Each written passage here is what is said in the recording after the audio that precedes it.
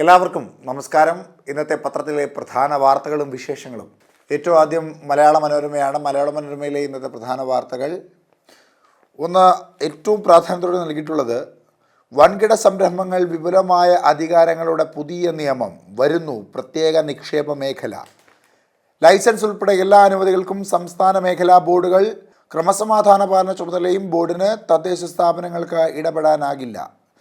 അതായത് വൻകിട സംരംഭങ്ങൾക്കായി സംസ്ഥാനത്ത് പ്രത്യേക നിക്ഷേപ മേഖലകൾ, അതായത് സ്പെഷ്യൽ ഇൻവെസ്റ്റ്മെൻറ്റ് റീജൻസ്, അത് രൂപീകരിക്കാൻ നിയമം വരുന്നു. വിപുലമായ അധികാരങ്ങളുടെ സംസ്ഥാന മേഖലാ തലങ്ങളിൽ ബോർഡുകൾ രൂപീകരിച്ചാകും ഇവയുടെ പ്രവർത്തനം. നിക്ഷേപ ലൈസൻസ് ഉൾപ്പെടെ എല്ലാ അനുമതികളും ബോർഡുകൾ നൽകും. രാജ്യത്തിനകത്തും പുറത്തുമുള്ള സർക്കാരിതര ഏജൻസികൾ, ഫണ്ടിംഗ് ഏജൻസികൾ, ലാഭേച്ഛയില്ലാതെ പ്രവർത്തിക്കുന്ന സംഘടനകൾ, കമ്പനികൾ തുടങ്ങിയവയുമായി സഹകരിച്ച് മേഖല വികസിപ്പിക്കാൻ ബോർഡുകൾക്ക് അനുവാദമുണ്ട്. തദ്ദേശ സ്ഥാപനങ്ങളുടെ അധികാരപരിധിക്ക് പുറത്താകും ഈ മേഖലകൾ. ക്രമസമാധാന പാലനം, സുരക്ഷ, ദുരന്ത നിവാരണം, ആരോഗ്യ പരിസ്ഥിതി സംരക്ഷണം എന്നിവയ്ക്കുള്ള സൗകര്യങ്ങൾ ഒരുക്കേണ്ട ചുമതലയും ബോർഡിനായിരിക്കുമെന്ന് കരട് ബില്ലിൽ പറയുന്നു. നിക്ഷേപത്തിന് എത്തിയവർ നിയമലംഘനം നടത്തിയാൽ 10,000 രൂപ മുതൽ 1 കോടി രൂപ വരെ പിഴ ചുമത്താൻ വ്യവസ്ഥയുണ്ട്. വ്യവസായ വകുപ്പ് തയ്യാറാക്കിയ റവന്യൂ നിയമവകുപ്പുകൾ പരിശോധിച്ച ബില്ല് ഇനി മന്ത്രിസഭയുടെ പരിഗണനയ്ക്ക് വരും. അതായത് എന്തായാലും വൻകിട സംരംഭങ്ങൾക്ക് വിപുലമായൊരു പാക്കേജാണ് വരുന്നത്. എല്ലാ തരത്തിലും അത് ഗുണകരമായി മാറട്ടെ, യാതൊരു തരത്തിലുള്ള ക്രമക്കേടുകളും അതിൽ ഉണ്ടാകാതിരിക്കട്ടെ എന്ന് പ്രാർത്ഥിക്കുന്നു.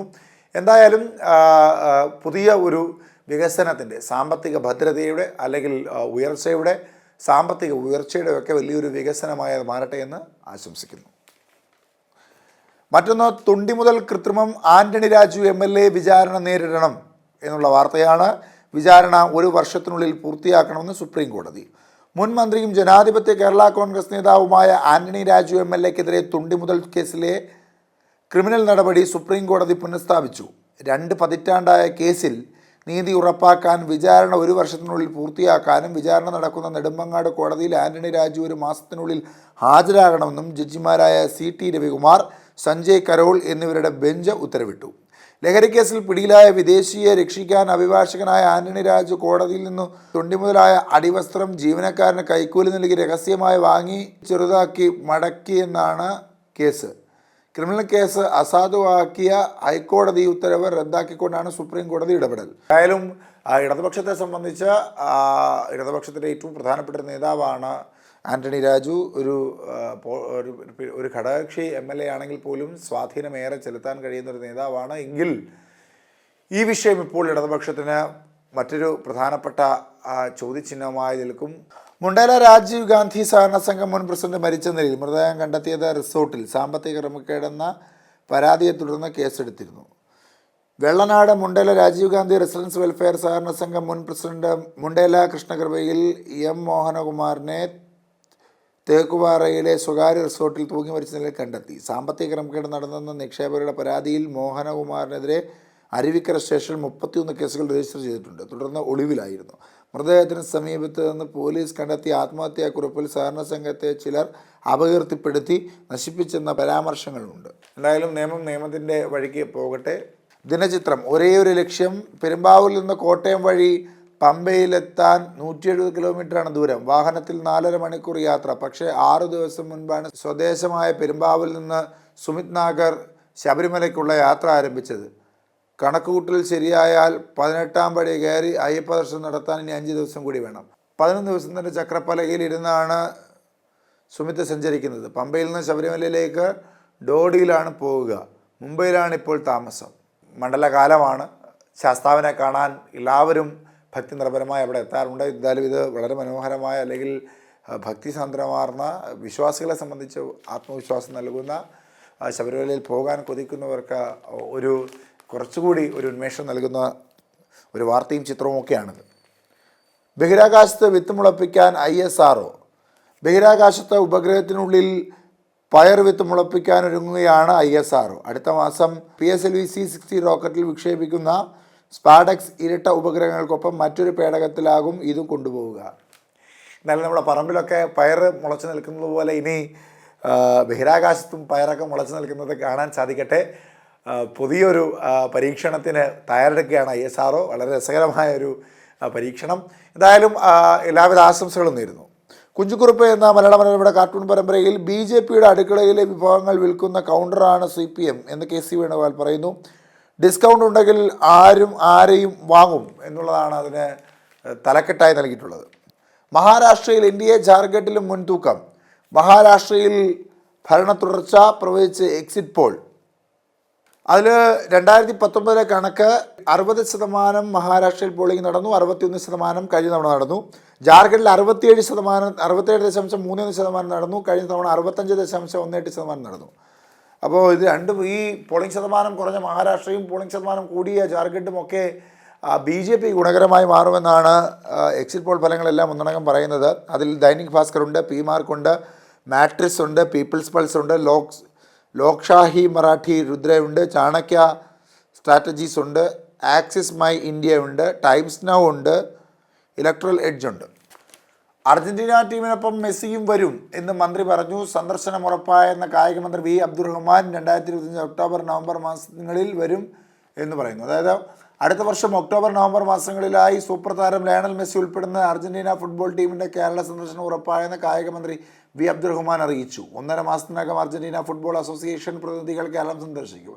അർജന്റീന ടീമിൻ്റെ മത്സരങ്ങൾ നടത്തുന്നതുമായി ബന്ധപ്പെട്ട മുഴുവൻ ചെലവും ഗോൾഡ് ആൻഡ് സിൽവർ മർച്ചന്റ് അസോസിയേഷനും കേരള വ്യാപാരി വ്യവസായി ഏകോപന സമിതിയും ചേർന്ന് വഹിക്കുമെന്നും മന്ത്രി പറഞ്ഞു. റാഫേൽ നദാൽ വിരമിക്കുന്നതുമായി ബന്ധപ്പെട്ടൊരു വാർത്ത, ഒരു മനോഹര ചിത്രവും വരികളും ഒക്കെ മലയാള മനോരമ നൽകിയിട്ടുണ്ട്. റാഫ കളിമൺ കോർട്ടിൽ മാത്രമല്ല, ലോകമെങ്ങുമുള്ള ടെന്നീസ് പ്രേമികളുടെ മനസ്സിലും കിരീടം താഴെ വയ്ക്കാത്ത താരമാണ് താങ്കൾ. 2 പതിറ്റാണ്ട് മുൻപ് ലോക ടെന്നീസിൻ്റെ നടുമുറ്റത്ത് കാലുകുത്തിയ കാലം മുതൽ സമ്മാനിച്ച ആനന്ദലഹരിക്ക് നന്ദി. സ്പെയിനിലെ മലാഗയിൽ അവസാന മത്സരത്തിന് ശേഷം വികാരാധീനായി റാഫേൽ നദാൽ എന്നതാണ് ആ ചിത്രത്തോടൊപ്പം നൽകിയിട്ടുള്ള വരികൾ. അടുത്തത് മാതൃഭൂമിയാണ്. മാതൃഭൂമി ഇന്ന് ഏറ്റവും കൂടുതൽ പ്രാധാന്യം നൽകിയിട്ടുള്ള വാർത്ത, കേന്ദ്ര ബാൻഡിങ് വഴങ്ങിയിട്ടും വായ്പയില്ല. അടിസ്ഥാന സൗകര്യ വികസനത്തിൽ കിട്ടേണ്ടത് 3000 കോടി. സാമ്പത്തിക വർഷം 3ാം പാദം അവസാനിക്കാറായിട്ടും അടിസ്ഥാന സൗകര്യ വികസനങ്ങൾക്കുള്ള വായ്പാ പദ്ധതിയിൽ, അതായത് കാപ്പെക്സ്, കേരളത്തിന് തുകയൊന്നും നൽകാതെ കേന്ദ്ര സർക്കാർ. ഈ വർഷം കിട്ടേണ്ട 3000 കോടിയുടെ വായ്പ എന്നാണ് വിലയിരുത്തൽ. ഇതിൽ 1717 കോടിയുടെ പദ്ധതികൾക്കുള്ള കണക്കും ധനവിനിയോഗ റിപ്പോർട്ടുമൊക്കെ കേന്ദ്രത്തിന് സമർപ്പിച്ചു. എന്നാൽ ഇതുവരെ ഒരു തുകയും ലഭിച്ചിട്ടില്ലെന്ന് ധനവകുപ്പ് വൃത്തങ്ങൾ പറഞ്ഞു. വിഹിതം ഓർമ്മപ്പെടുത്തി കത്തയച്ചിട്ടും മറുപടിയില്ല. അടിസ്ഥാന സൗകര്യ വികസനത്തിനായി ദീർഘകാലത്തേക്ക് സംസ്ഥാനങ്ങൾക്ക് നൽകുന്ന വായ്പയാണിത്. ആദ്യം പദ്ധതിയിൽ, ഇപ്പോൾ വായ്പയിലും എന്ന തലക്കെട്ടോടുകൂടി അതിനെപ്പറ്റിയും മറ്റൊരു പ്രധാനപ്പെട്ട കോളം കൂടിയുണ്ട്. പദ്ധതി നിർവഹണത്തിൽ കഴിഞ്ഞ വർഷം മുതലാണ് കേന്ദ്രത്തിൻ്റെ ബ്രാൻഡിങ്ങിന് വാശി പിടിക്കാൻ തുടങ്ങിയത്. PM സ്ത്രീ സ്കൂൾ നടപ്പാക്കാത്തതിൻ്റെ പേരിൽ സമഗ്ര ശിക്ഷ കേരളത്തിനുള്ള തുക ഇങ്ങനെ തടഞ്ഞു വെച്ചു. ഒടുവിൽ കേരളം വഴങ്ങി. കുടുംബാരോഗ്യ കേന്ദ്രങ്ങൾ ആയുഷ്മാൻ ആരോഗ്യ മന്ദിർ എന്ന് പേരിട്ടതുപോലെ സാധ്യമായ ബ്രാൻഡിംഗ് നടത്താമെന്നാണ് ഏറ്റവും ഒടുവിൽ കേന്ദ്രത്തെ അറിയിച്ചിട്ടുള്ളത്. അതേസമയം ലൈഫ് മിഷൻ വീടുകളിൽ ബ്രാൻഡിങ്ങിന് നിർബന്ധിച്ചെങ്കിലും കേരളം ഇതുവരെ വഴങ്ങിയിട്ടില്ല. സംസ്ഥാനം തിരിച്ചടയ്ക്കേണ്ട വായ്പയിൽ കേന്ദ്രാവിഷ്കൃത പദ്ധതിക്കുള്ളതുപോലെ എന്തിന് ബ്രാൻഡിംഗ് നടത്തണമെന്നും കേരളം ചോദിച്ചിരുന്നു. എന്തായാലും ബ്രാൻഡിംഗ് നടത്തിയാലും ഇല്ലെങ്കിലും എല്ലാ തരത്തിലുള്ള വായ്പകളും സാമ്പത്തിക സഹായവും കേന്ദ്രം ചെയ്യേണ്ടത് തന്നെയാണ്. അത് ചെയ്യണം. പ്രത്യേകിച്ച് ഇങ്ങനെ പല അടിസ്ഥാന സൗകര്യങ്ങളുടെ ബുദ്ധിമുട്ടുകൾ അനുഭവിക്കുന്ന ഒരു സംസ്ഥാനമായി കൂടെ കേരളം നിൽക്കുന്ന സാഹചര്യത്തിൽ കേന്ദ്രം എല്ലാ തരത്തിലും പിന്തുണ അർപ്പിക്കേണ്ടതായിട്ടുണ്ട്. അത് സാമ്പത്തികപരമായിട്ടും എല്ലാതെയും ഒക്കെ പിന്തുണ നൽകേണ്ടതായിട്ടുണ്ട്. എന്തായാലും എത്രയും വേഗം ഇത്തരത്തിലുള്ള സാമ്പത്തിക ബുദ്ധിമുട്ടുകളിൽ നിന്ന് കേരളത്തിനെ കരകയറ്റണമെന്നുള്ളത് കേന്ദ്രത്തിൻ്റെ ഉത്തരവാദിത്വമാണ്. അത് ചെയ്യണം എന്നും പറയുന്നു. ആന്റണി രാജുവുമായി ബന്ധപ്പെട്ട വാർത്തയ്ക്ക് മാതൃഭൂമി പ്രാധാന്യം നൽകുന്നു. തൊണ്ടി മുതൽ കേസ്, ആന്റണി രാജു വിചാരണ നേരിടണം. വിചാരണ 1 വർഷത്തിനകം പൂർത്തിയാക്കണമെന്ന് സുപ്രീം കോടതി. ഡിസംബർ 20 വിചാരണ കോടതിയിൽ ഹാജരാകണം. ജാർഖണ്ഡിലെ മഹാരാഷ്ട്രയിലെയും എക്സിറ്റ് പോൾ ഫലങ്ങൾ വന്നു. രണ്ടിടത്തും ഇന്ത്യയ്ക്ക് അനുകൂല തരംഗമെന്ന വാർത്തകൾ. കാകദൃഷ്ടി എന്ന കാർട്ടൂൺ പരമ്പരയിൽ ഒരു നാട് മുഴുവൻ ഒലിച്ചു പോയിട്ടില്ല. വയനാട്ടിൽ 2 പഞ്ചായത്തുകളിൽ 3 വാർഡുകൾ മാത്രമാണ് ഒലിച്ചുപോയത്. V മുരളീധരൻ അദ്ദേഹം പറഞ്ഞ വാക്കുകളാണ് കാർട്ടൂണിൽ നൽകിയിട്ടുള്ളത്. ദേശീയ ദുരന്തമല്ല, ചെറിയൊരു പഞ്ചായത്ത് ദുരന്തം. എന്തായാലും ഒരു നാടിനെ മുഴുവൻ നടുക്കിയ വളരെ ദയനീയമായ ഒരു ദുരന്തമാണ് നടന്നത്. അതിൽ കഴിയുന്നത്ര സഹായങ്ങൾ, വേണ്ട രീതിയിലുള്ള നടപടികളൊക്കെ സ്വീകരിക്കണം. അതിൽ യാതൊരു തരത്തിലുള്ള രാഷ്ട്രീയവും കാണരുത്. ആ രാഷ്ട്രീയമെല്ലാം മറന്ന് മനുഷ്യരെ, ജീവനുകളെ സംരക്ഷിക്കുവാൻ ഉള്ള ഉത്തരവാദിത്തം കാണിക്കണം. അതിന് വേണ്ട സഹായങ്ങളും നടപടികളും എല്ലാ പാർട്ടികളും പാർട്ടി നേതാക്കന്മാരും ചെയ്തു കൊടുക്കണം. അടുത്തത് ദീപികയാണ്. ദീപിക, ഗാസയിലെത്തി നെതന്യാഹുവിൻ്റെ പ്രഖ്യാപനം, ഹമാസിനെ തീർത്തു, തിരിച്ചെത്തുന്ന ബന്ദികൾക്ക് $50 ലക്ഷം. കായിക മന്ത്രിയുടെ ഉറപ്പ്, മെസ്സി വരും എന്നുള്ള തലക്കെട്ടോടുകൂടിയുള്ള വാർത്തയാണ്. മെസ്സി കേരളത്തിൽ കളിക്കാൻ വരുന്നതുമായി ബന്ധപ്പെട്ട വാർത്ത. ഓഫീസുകളിലെ സാമ്പത്തിക നിയന്ത്രണം നീട്ടി, സെക്രട്ടേറിയറ്റിന് ബാധകമല്ല. സർക്കാർ ഓഫീസുകളിൽ കോവിഡിൻ്റെ പേരിൽ ഏർപ്പെടുത്തിയ സാമ്പത്തിക നിയന്ത്രണം 1 വർഷത്തേക്ക് കൂടി ദീർഘിപ്പിച്ച ധനവകുപ്പ്. ഇതുപ്രകാരം സർക്കാർ കെട്ടിടങ്ങളുടെ മോടി പിടിപ്പിക്കൽ, സർക്കാർ ഓഫീസുകളിലെ ഫർണിച്ചർ, വാഹനങ്ങൾ വാങ്ങൽ തുടങ്ങിയ ചെലവുകൾക്കാണ് നിയന്ത്രണം. കഴിഞ്ഞ 8 മുതൽ 1 വർഷത്തേക്കാണ് നിയന്ത്രണം നീട്ടിയത്. മലിനീകരണം, ഡൽഹിയിൽ സർക്കാർ ജീവനക്കാർക്ക് വർക്ക് ഫ്രം ഹോം. അവിടെ ഡൽഹിയിലെ ശുദ്ധവായുവിനൊക്കെ വലിയ ബുദ്ധിമുട്ടാണ്. കേരളത്തിൽ വന്നുപോയ പ്രിയങ്ക ഗാന്ധി ആദ്യം പറഞ്ഞത്, ഞാൻ വയനാട്ടിലെ ശുദ്ധവായുവിൽ നിന്ന് ഇത്ര മലിനീമസമായൊരു വായുവിലേക്കാണ് എത്തിയിരിക്കുന്നത് എന്ന വാദമാണ് അവിടെ പ്രിയങ്ക ഗാന്ധിയൊക്കെ ഉയർത്തിയത്. അത്ര മോശപ്പെട്ട വായുവാണ് അവിടെ. വിധിയെഴുതി പാലക്കാട് 70.51% പോളിംഗ്. ഏറെ വിവാദങ്ങൾക്കും ഡിസ്റ്റുകൾക്കും തിരികൊളുത്തിയ ഉപതെരഞ്ഞെടുപ്പിൽ വിധിയെഴുതി പാലക്കാട് മണ്ഡലം. അവസാന റിപ്പോർട്ടുകൾ പ്രകാരം 70.51% പോളിംഗ്. ആകെ 1,94,706 വോട്ടർമാരിൽ 1,37,302 പേർ വോട്ട് രേഖപ്പെടുത്തി. 66,596 പുരുഷന്മാരും 70,702 സ്ത്രീകളും 4 ട്രാൻസ്ജെൻഡറുമാണ് സമ്മതിദാനാവകാശം വിനിയോഗിച്ചത്. പൊതുവെ സമാധാനപരമായിരുന്നു മണ്ഡലത്തിലെ പോളിംഗ്. വെണ്ണക്കര ബൂത്തിലുണ്ടായിരുന്ന നേരിയ സംഘർഷവും. മഹാരാഷ്ട്രയിലും ജാർഖണ്ഡിലും BJPക്ക് മുൻതൂക്കം. എക്സിറ്റ് പോൾ ഫലങ്ങൾ വന്നു എന്ന വാർത്ത ദീപികയിൽ നൽകുന്നു. റെയിൽ ഹോസ്റ്റസ് സിനിമകൾ കാണാൻ LCD വരുന്നു. 151 സ്വകാര്യ ട്രെയിനുകൾ. രാജ്യത്ത് വരുന്നു. 3 വർഷത്തിനുള്ളിൽ 151 സ്വകാര്യ ട്രെയിനുകൾ കൂടി അവതരിപ്പിക്കാൻ റെയിൽവേ ബോർഡ് പദ്ധതി തയ്യാറാക്കി. 2027 ഈ ട്രെയിനുകൾ വിവിധ റൂട്ടുകളിലായി ട്രാക്കിലിറക്കാനാണ് അധികൃതരുടെ തീരുമാനം. Tata group, Adani group, RK group തുടങ്ങിയവർക്കായിരിക്കും ട്രെയിൻ സർവീസുകളുടെ നടത്തിപ്പ് ചുമതല.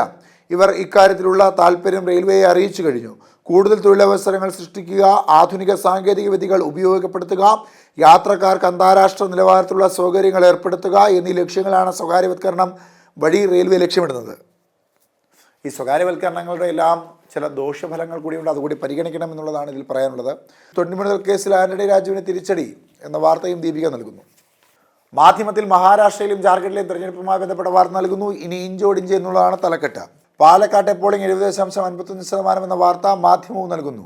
തൊണ്ടിമുതൽ മാറ്റിയ കേസ് ആന്റണി രാജു വിചാരണ നേരിടാം സുപ്രീം കോടതി എന്ന വാർത്തയും മാധ്യമത്തിലുണ്ട്. ഇത് തങ്ങൾക്കിരിക്കട്ടെ. അയ്യങ്കാളി ഹാളിൽ council for community corporation Thiruvananthapuram ഉദ്ഘാടന ചടങ്ങിനിടെ കർദിനാൾ ബെസേലിയോസ് മാർ ക്ലിമിക്സ് കത്തോലിക്ക ബാവ മുസ്ലിം ലീഗ് സംസ്ഥാന പ്രസിഡന്റ് പാണക്കാട് സാദിഖ് അലി ശിഹാബ് തങ്ങൾക്ക് മധുരം നൽകിയപ്പോൾ ഗൾഫാർ മുഹമ്മദ് അലി സമീപം.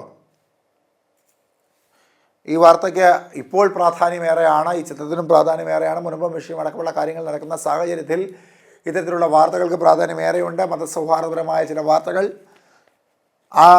കൺമുന്നിലേക്ക് മെസ്സിയും അർജന്റീനയും മെസ്സിയും കേരളത്തിൽ കളിക്കാനെത്തുന്ന വാർത്തയ്ക്ക് പ്രാധാന്യമേറെ നൽകുന്നുണ്ട് മാധ്യമം.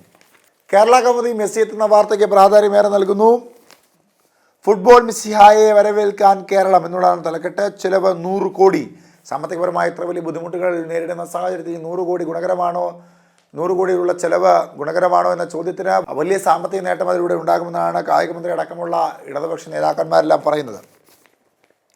എക്സിറ്റ് പോൾ മഹാരാഷ്ട്ര, ജാർഖണ്ഡ് NDAക്ക് മുൻതൂക്കം എന്നുള്ളതാണ് കേരള കൗമുദി നൽകിയിട്ടുള്ളത്. പാലക്കാട്ടെ പോളിംഗ് 70.51% എന്ന് പറയുന്നു. 4.86% കുറവ്. സംഘർഷഭരിതമായിരുന്നു. കോഴ ക്യാഷ് മെഷീനിലൂടെ ഡെപ്യൂട്ടി തഹസിൽദാരെ കൈയോടെ പിടികൂടി. കോട്ടയം, തിരുവനന്തപുരം അഴിമതിരഹിത ഭരണമെന്ന് സർക്കാർ അവകാശപ്പെടുമ്പോഴും ഉദ്യോഗസ്ഥ കോഴയ്ക്ക് ശമനമില്ല. നേരിട്ട് കൊള്ളപ്പണം കൈപ്പറ്റാത്ത ഡെപ്യൂട്ടി തഹസിൽദാർ ഇന്നലെ ATM കേന്ദ്രത്തിൽ വെച്ച് പിടിയിലായത് ഏറ്റവും ഒടുവിലത്തെ സംഭവം. വൈക്കം ഡെപ്യൂട്ടി തഹസിൽദാരെ വൈക്കം ആലത്തൂർ തുണ്ടത്തിൽ TK സുഭാഷ് കുമാറാണ് പിടിയിലായത്. 151 പേർക്ക് കുറ്റപത്രം നൽകി. 72 പേർ ശിക്ഷ അനുഭവിച്ചു. 7 വർഷം നടപടി വിധേയമായി 281 പേർ. ഈ കോഴ കേസുമായി ബന്ധപ്പെട്ട കണക്കുകളാണ് ഇപ്പോൾ പറഞ്ഞത്. വളരെ ദയനീയമായ ചില വാർത്തകളാണ് കേരളത്തിൽ ഇപ്പോൾ ഉയർന്നു വരുന്നത്. C കൃഷ്ണകുമാറാണ് മണിപ്പൂരിലെ അടുത്ത ഹൈക്കോടതി ചീഫ് ജസ്റ്റിസ് എന്ന വാർത്ത കേരള കൗമുദി നൽകുന്നു. വിളപ്പിൽശാലയിൽ വരുന്നു EV ഘടകങ്ങളുടെ നിർമ്മാണ പാർക്ക്. തലവര എന്ന കാർട്ടൂൺ പരമ്പരയിൽ സുഗന്ധ തൈലങ്ങളിലിട്ട് കഴുകിയാലും സന്ദീപ് വാര്യരുടെ കയ്യിലെ കറ പോകില്ല. AK ബാലൻ. നമ്മുടെ ക്യാപ്സൂൾ കഴിച്ചിരുന്നെങ്കിൽ ശുദ്ധനായേനെ. എന്നുള്ളതാണ് എ കെ ബാലനെ കളിയായിക്കൊണ്ടുള്ള കാർട്ടൂൺ. ദേശാഭിമാനിയും ഗോളടിച്ച് കേരളം മെസ്സി പടയിറങ്ങും എന്ന വാർത്തയ്ക്കാണ് പ്രാധാന്യമേറെ നൽകിയിട്ടുള്ളത്. മികച്ച ടിക്കറ്റ് റേറ്റിലൊക്കെ പണ്ട് ക്രിക്കറ്റ് നടത്തിയപ്പോൾ ആളുകളില്ലാത്തതുപോലെ ആളില്ലാത്ത ഒരു സാഹചര്യം ഉണ്ടാകരുത്. എല്ലാ തരത്തിലും ഗുണകരമാകട്ടെ. 100 കോടി രൂപയാണ് ഇതിന് ചിലവാകുന്നത്. 1 രൂപയെങ്കിലും അതിൽ നിന്ന് ലാഭം ഉണ്ടാകാനുള്ള അവസരമുണ്ടാകട്ടെ. എന്തായാലും ഏറ്റവും മികച്ച ഒരു കാര്യമാണ്. സ്പോർട്സ് മേഖലയിലൊക്കെ വലിയ പ്രാധാന്യം വർദ്ധിപ്പിക്കുന്ന ഇടപെടലാണ് നടത്തിയിട്ടുള്ളത്. പാലക്കാട് വിധി എഴുതി 70.5% പോളിംഗ് എന്ന വാർത്തയ്ക്ക് ഇടമുണ്ട്. 2 വൃദ്ധവയോധികരുടെ മനോഹരമായ ഒരു ചിത്രമുണ്ട്. ബിനാലെ 6ാം പതിപ്പ് 2025 ഡിസംബറിൽ വൻകരയിലെ സമകാലിക കലകൾ പ്രദർശിപ്പിക്കുന്ന കൊച്ചി മുസീരീസ് ബിനാലെയുടെ 6ാം പതിപ്പ് 2025 ഡിസംബർ 12 മുതൽ മാർച്ച് 31 വരെ നടക്കും. പ്രവാസികൾക്ക് നാട്ടിൽ തൊഴിലുറപ്പിക്കാൻ 100 ദിനം ശമ്പള വിഹിതം സർക്കാർ നൽകും. പ്രവാസ ജീവിതം മതിയാക്കി എത്തുന്നവർക്ക് നാട്ടിൽ ജോലിയുമായി സംസ്ഥാന സർക്കാർ. നോർക്ക റൂട്ട്സ് പുതുതായി ആരംഭിക്കുന്ന NORKA assist and mobilised employment names പദ്ധതിയിലൂടെയാണ് ജോലി ഉറപ്പാക്കുക. എന്തായാലും അത് മികച്ച ഒരു മുന്നേറ്റമായി മാറട്ടെ. പ്രവാസികളെ സംബന്ധിച്ച് വളരെ പ്രതീക്ഷ ഉണ്ടാകുന്ന ഒരു വാർത്തയാണത്. ഇഫ്ലുവിൽ SFIക്ക് ഉജ്ജ്വല വിജയം. തെലങ്കാനയിലെ ഇംഗ്ലീഷ് ആൻഡ് ഫോറിൻ ലാംഗ്വേജ് സർവകലാശാല വിദ്യാർത്ഥി യൂണിയൻ തിരഞ്ഞെടുപ്പിൽ ഒറ്റയ്ക്ക് മത്സരിച്ച SFIക്ക് ഉജ്ജ്വല ജയം. ഇന്ത്യയിലെ ആദ്യ ഡിജിറ്റൽ കോടതി കൊല്ലത്ത് തുടങ്ങി എന്ന വാർത്തയുണ്ട്. വളരെ മികച്ചൊരു മുന്നേറ്റം. മുണ്ടല സഹകരണ സംഘം മുൻ പ്രസിഡന്റ് മരിച്ച നിലയിൽ എന്ന വാർത്തയ്ക്ക് പ്രാധാന്യം നൽകുന്നു ദേശാഭിമാനി. മുനമ്പത്തുകാരെ ഇറക്കിവിടണം, വഖഫ് ഭീകരത പത്തി വിടർത്തുന്നു. സർക്കാർ ഇടപെട്ട് മുനമ്പം നിവാസികളെ കുടിയൊഴിപ്പിക്കണമെന്നും സർക്കാർ ഭൂമി ഏറ്റെടുത്ത് വഖഫ് ബോർഡിന് നൽകണമെന്നും വഖഫ് സംരക്ഷണ സമിതി. മുനമ്പത്ത് സമരം നടത്തുന്നവരെ ക്രിസ്ത്യൻ തീവ്രവാദികളെന്ന സമിതി വിശേഷിപ്പിച്ചു. ഗയാനിലെത്തിയ പ്രധാനമന്ത്രി നരേന്ദ്രമോദിയെ പ്രസിഡന്റ് ഡോ ഇർഫാൻ അലിയും പ്രധാനമന്ത്രി മാർക്ക് ആന്റണി ഫിലിപ്സും ചേർന്ന് സ്വീകരിക്കുന്ന ചിത്രം നൽകിയിരിക്കുന്നു. മോദിക്ക് ഗയാനിൽ ഉജ്ജ്വല വരവേൽപ്പ്. മഹാരാഷ്ട്രയിൽ 55%, ജാർഖണ്ഡിൽ 68%, പാലക്കാട് 70.51%. തെരഞ്ഞെടുപ്പുകളുടെയും ഉപതെരഞ്ഞെടുപ്പുകളുടെയും ഒക്കെ വാർത്തകൾ ജന്മഭൂമിയിൽ നൽകിയിട്ടുണ്ട്. മഹാരാഷ്ട്രയിലും ജാർഖണ്ഡിലും NDA സർക്കാരുകൾ വരുമെന്ന കണക്കുകളാണ് എക്സിറ്റ് പോൾ ഫലങ്ങൾ പറഞ്ഞിരിക്കുന്നത് എന്ന വാർത്ത ജന്മഭൂമിയിലുണ്ട്. തൊണ്ടിമുതൽ കേസിൽ തിരിച്ചടി, മുൻമന്ത്രി ആന്റണി രാജു വിചാരണ നേരിടണം, സുപ്രീം കോടതി എന്ന വാർത്തയ്ക്കിടമുണ്ട്. ബാബർ അയ്യപ്പൻ ബന്ധം, കെട്ടുകഥകൾക്ക് പിന്നിൽ ഗൂഢാലോചന, VHP. ബാബർ അയ്യപ്പൻ്റെ ചങ്ങാതി എന്ന കെട്ടുകഥകൾ പ്രചരിപ്പിക്കുന്നത് അവസാനിപ്പിക്കണമെന്നും ബാബരെ മഹത്വവൽക്കരിക്കുന്നതിന് പിന്നിൽ ഗൂഢാലോചന ഉണ്ടെന്നും വിശ്വ ഹിന്ദു പരീക്ഷ ദേശീയ വക്താവ് വിനോദ് ബെൽസൺ ആരോപിച്ചു. ഇതിന് പിന്നിലെ ലക്ഷ്യം ഹൈന്ദവ വിശ്വാസത്തെയും സംസ്കാരത്തെയും അവഹേളിക്കുകയാണെന്നാണ്. ശബരിമലയുടെ മറവിൽ വിശ്വാസികളെ കൊള്ളയടിക്കുന്ന സർക്കാർ ബാബരെ പള്ളിയെ ഉയർത്തിക്കാട്ടി വിശ്വാസ ധ്വംസനത്തിന് കളമൊരുക്കുന്നു. എന്താണ് ഇങ്ങനെയൊക്കെ വാർത്തകൾ നൽകുന്നതെന്ന് അറിയില്ല. എത്രയോ വർഷങ്ങൾക്ക് മുമ്പ് ഒരു ആചാരത്തിൻ്റെ ഭാഗമായി അല്ലെങ്കിൽ അത്ര വലിയൊരു സൗഹൃദത്തിൻ്റെ കഥയായൊക്കെ മറ്റൊരു മതസൗഹാർദ്ദത്തിൻ്റെ മുഖമായൊക്കെ നിൽക്കുന്ന ഒരു ക്ഷേത്രമാണ് ബാബർ ക്ഷേത്രമൊക്കെ. അവിടെ ഇത്തരത്തിലുള്ള രാഷ്ട്രീയ ലാഭത്തിന് വേണ്ടിയോ അല്ലെങ്കിൽ ഇനി എന്ത് തരത്തിലുള്ള ലാഭമാണെങ്കിൽ പോലും എന്തിനാണ് ഇങ്ങനെ അനാവശ്യമായി ചില കാര്യങ്ങളൊക്കെ ഉന്നയിച്ചുകൊണ്ട് അനാവശ്യമായൊരു കോലാഹലം ഉണ്ടാക്കുവാൻ ശ്രമിക്കുന്നത്? കേരളത്തിൻ്റെ മതസൗഹാർദ്ദ ചരിത്രം പരിശോധിക്കുമ്പോൾ അല്ലെങ്കിൽ ക്ഷേത്രങ്ങളിലും പള്ളികളും ക്രിസ്ത്യൻ പള്ളികളും ഒക്കെ തമ്മിലുള്ള ഒരു ആത്മബന്ധം പരിശോധിക്കുമ്പോൾ ഇപ്പോൾ തിരുവനന്തപുരം പാളയത്ത് കാണുന്നത് പോലെ അല്ലെങ്കിൽ ശബരിമലയിൽ കാണുന്നത് പോലെയൊക്കെയുള്ള ചില മതസൗഹാർദ്ദത്തിൻ്റെ ചില മുഖങ്ങളായി നിൽക്കുന്ന ഇത്തരത്തിലുള്ള ദേവാലയങ്ങളിൽ എന്തിനാണ് ഇത്തരത്തിലുള്ള ഒരു ആരോപണങ്ങളൊക്കെ ഉയർത്തി ഒരു മതസ്പർദ്ധ വളർത്തുവാൻ അല്ലെങ്കിൽ അത് ആ രീതിയിലേക്കൊക്കെ വളരുവാനുള്ള സാധ്യതകളുണ്ട്. ദയവ് ചെയ്ത് അത്തരത്തിലുള്ള ചില കാര്യങ്ങൾ ചില ആരോപണങ്ങളൊക്കെ ഒഴിവാക്കാൻ ശ്രമിക്കണം എന്നുകൂടിയുള്ള ഒരു അഭ്യർത്ഥനയുണ്ട്. എന്തായാലും ചില വാർത്തകൾ വാർത്തകളായി മാത്രം നിൽക്കട്ടെ, ചില വാർത്തകൾ വാർത്തകളല്ലാതെ ശബ്ദങ്ങളായി കൂടി ഉയരട്ടെ. എന്തായാലും നാളത്തെ വാർത്തകളും വിശേഷങ്ങളും എന്തെന്ന് അറിയാം. അതുവരെ നന്ദി, നമസ്കാരം.